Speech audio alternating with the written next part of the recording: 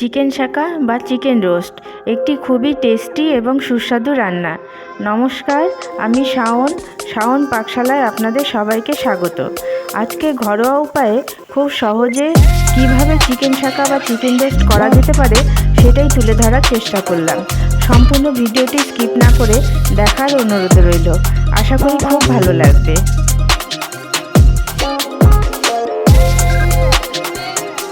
শুরু করছি শাওন পাকশালা কবিতার ছন্দে। ভিডিও দেখে রান্না করুন মনের আনন্দে। নমস্কার বন্ধুরা, শাওন পাকশালাতে সবাইকে স্বাগত জানাই। আজকে আবার একটা রান্নার নতুন রেসিপি নিয়ে এসেছি। আজকে আমি বানাবো চিকেন রোস্ট। তার জন্য একটা বাজার থেকে আমি ছোট সাইজের একটা দেশি চিকেন নিয়ে এসেছি। এটাকে ভালো মতো করে কাট লাগিয়ে বডির যাতে মশলাগুলো ভালো মতো ঢোকে এইভাবে কাট লাগিয়ে নিয়ে ভালো মতো করে ধুয়ে নিয়েছি। আর এখানে নিয়েছি একটা বড় গোটা পেঁয়াজ, একটা বড় রসুন, একটা টমেটো, 5টা কাঁচা লঙ্কা আর 1 ইঞ্চি আদাকে ভালো মতো করে পেস্ট করে নিয়েছি। এখানে নিয়েছি টক দই। এখন আমি চিকেনটাকে ম্যারিনেট করব। চিকেনটাকে ম্যারিনেট করার আগে আমি একটা মশলার পেস্ট তৈরি করে নেব। তার জন্য আমি এখানে দিয়ে দিচ্ছি 3 চামচ টক দই। টক দইটার মধ্যে দিয়ে দেবো কিছু গুঁড়ো মশলা। প্রথমেই দিচ্ছি হলুদ গুঁড়ো,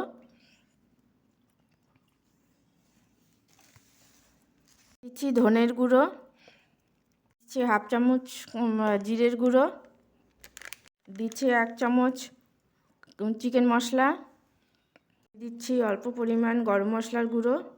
শাহি গরম মশলা দিচ্ছি, আপনাদের কাছে যে গরম মশলাই অ্যাভেলেবেল থাকবে সেটাই দেবেন। দিয়ে দিচ্ছি ঝাল লঙ্কার গুঁড়ো 1 চামচ, দিয়ে দিচ্ছি রং হওয়ার জন্য কাশ্মীরি লঙ্কার গুঁড়ো 1 চামচ,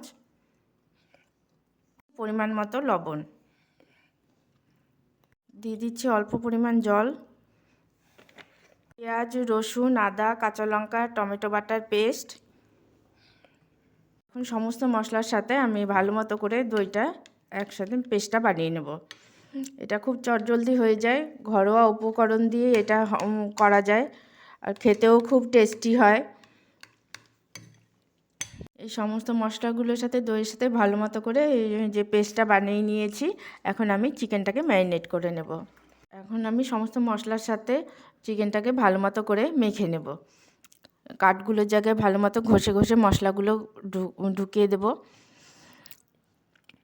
আপনাদের কাছে যদি টক দই অ্যাভেলেবেল না থাকে তাহলে আপনারা লেবুর রস দিয়েও এটাকে ম্যারিনেট করতে পারেন। সমস্ত মশলাকে সামান্য গরম জল দিয়ে গুঁড়ো মশলাগুলোকে গরম জল দিয়ে পেস্ট বানিয়ে নিলেন আর লেবুর রসটা দিয়ে মেখে নিলেন চিকেনটাকে, তাহলেও হবে।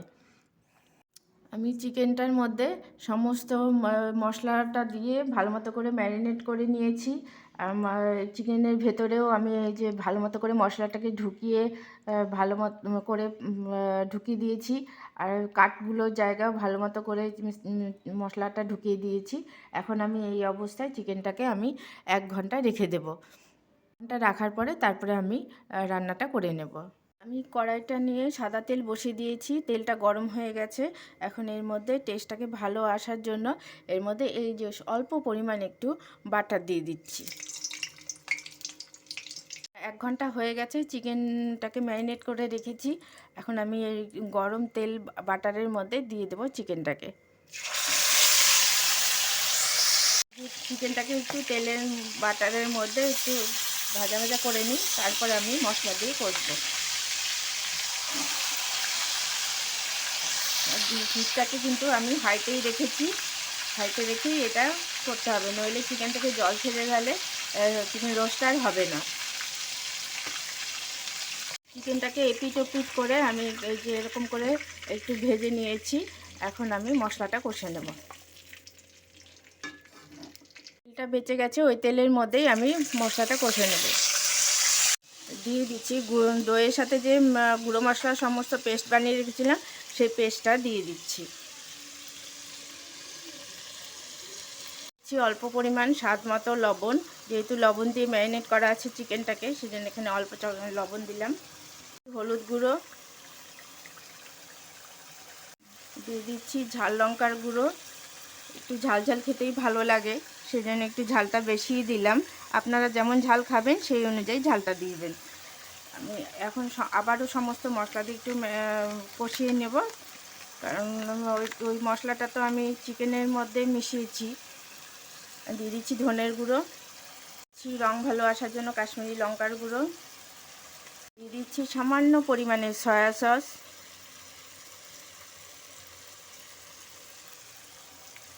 দিয়ে দিচ্ছি টমেটো কেচাপ। টমেটো কেচাপটা অল্পই দেবো, যেহেতু টক দই দিয়ে ম্যারিনেট করা ছিল সেই জন্য অল্পই দেব। কিছুর সাথে ভালো মতো করে মশলাটাকে কষিয়ে নেব। এই যে মশলাটা কষে নিয়েছি, দেখুন কি সুন্দর তেলটা ছেড়ে গেছে মশলা থেকে, রঙটাও কি সুন্দর এসছে। এখন এর মধ্যে দিয়ে দেব ভাজা চিকেনটা।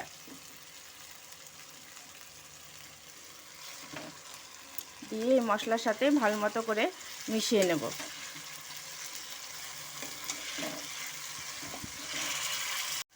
মশলার সাথে ভালো করে চিকেনটাকে মিশিয়ে নিয়েছি। এখন এর মধ্যে দিয়ে দেবো পরিমাণ মতো জল, দিয়ে আঁচটাকে লো টু মিডিয়ামে দিয়ে দেবো। জলটা দিয়ে চিকেনটাকে সেদ্ধ হওয়ার জন্য আঁচটাকে লো টু মিডিয়ামে রেখে আমি ঢাকা দিয়ে দেব। চিকেনটা হয়ে গেছে, সেদ্ধ ভালো মতো হয়ে গেছে। এখন আমি চিকেনটাকে নামিয়ে নেব, তারপরে আমি তন্দুর করব।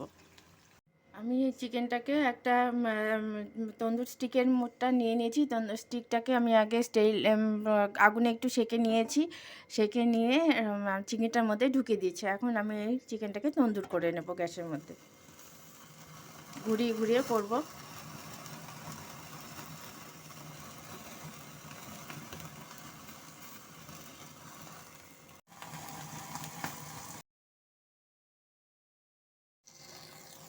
আমি ঘুরিয়ে ঘুরিয়ে চিকেনটাকে তন্দুর করে নিচ্ছি।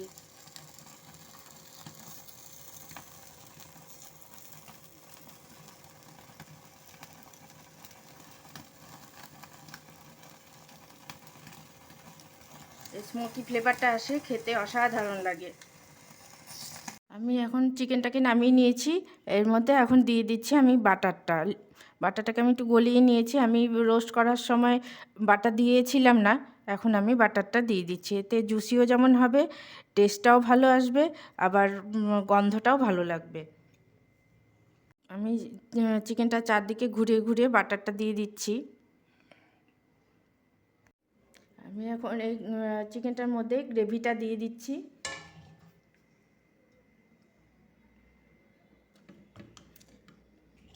উল্টে পাল্টে আমি গ্রেভিটা এর মধ্যে দিয়ে দেব।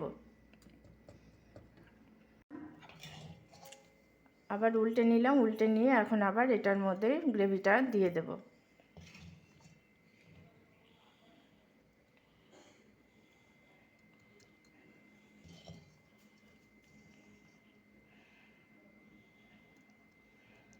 ফাইনালি আমি এখন দুটো জিনিস গার্নিশিংয়ের জন্য দেব। দিয়ে দিচ্ছি চিলি ফ্লেক্স,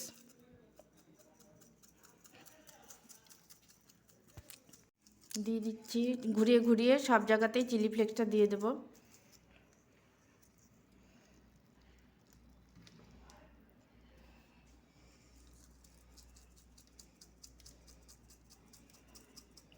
এখন শেষে দিয়ে দিচ্ছি ফ্রেশ ধনেপাতা কুচি।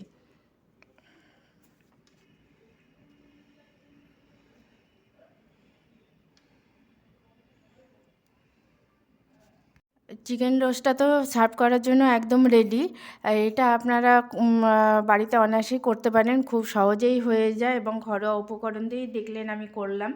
আর এটা করে যদি খেয়ে ভালো লাগে তাহলে আমার চ্যানেলটিকে সাবস্ক্রাইব করবেন, লাইক করবেন, শেয়ার করবেন এবং কমেন্ট করে আমার পাশে থাকবেন।